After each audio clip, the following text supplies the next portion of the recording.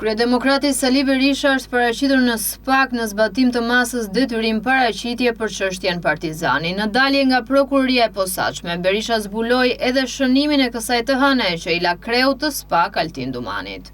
Qendrimi mbrojtës ndaj krimit elektoral i Altin Dumanit përbën një krim të rënd antikushtetues në shërbim të narkoshtetit dhe kreut të tij Edi Rama. Berisha tha se forca që ai drejton ka dorëzuar 15 padi për krimet elektorale. Votën e diasporës ai e cilësoi të manipuluar njëjtë si votat brenda vendit.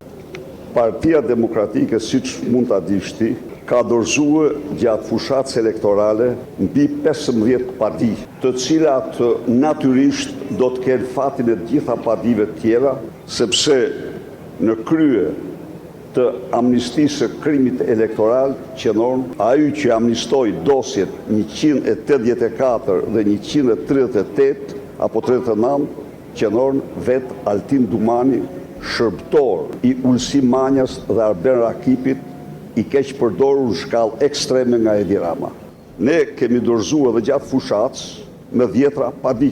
Diaspora ka votuar masivisht për Partinë Demokratike, por, siç keni pa ju, kutit e votave dhe votimi i tyre është fund e krye manipuluar, një lloj si në Korenë e Veriut apo në diktaturën hoxhiste dikur. Kreu i PD-s shtoi se nuk do të çelë seancën parlamentare në Kuvendin e Ri në shtator si deputeti më i vjetër siç e parashikon ligji. Jo, nuk do mund të ndodhë ndonjëherë ajo dhe ju siguroj se betejë jonë do vazhdoj gjerë në rikthimin e votës së lirë të shqiptarëve. Mos mendoj njëri se ne intimidohem, as se ne impresionohemi, për kunrazi.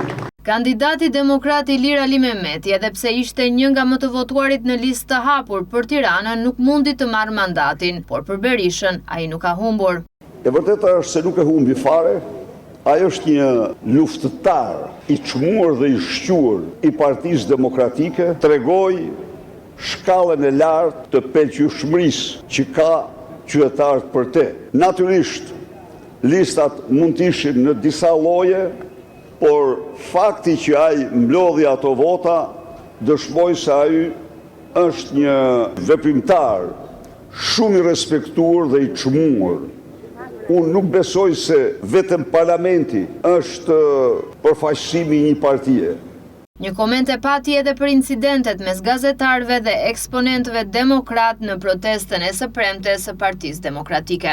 Nuk e kam të gjithë episodin parasysh.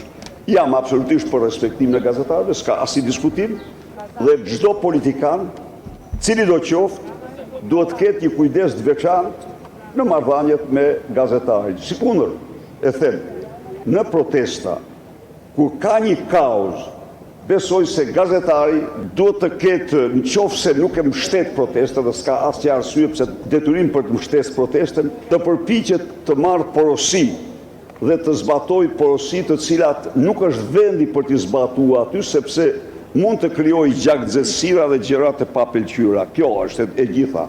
Po marrëdhëniet me Partinë Demokratike ju i keni patur në tërësi më normale krahasuar me çdo forcë tjetër politike. Berisha në fjalën e tij nuk la pa hedhur akuza ndaj gjyqtares Irena Gjoka, për të cilën ritheksoi faktin se ka fshehur dënimin në Greqi.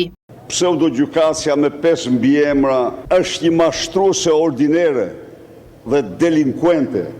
Ky dokument vërteton se ajo është burr nga shteti grek 1, vërteton se ajo është dënuar nga shteti grek 2, se ajo ka mashtruar shtetin shqiptar qoftë për dënimin, qoftë për dëbimin. Dhe ajo ka autorizuar, sepse kjo publikisht e ka mohuar, ju keni dëgjuar, që kur s'kam patur gjëra të tilla. Ndërkohë ka paguar prokuror, ka marrë prokuror për të hequr këto masa. Gjykata speciale kryesohet nga kriminal special. Berisha tha se do të vijojë betejën për rikthimin e zgjedhjeve të lira në vend.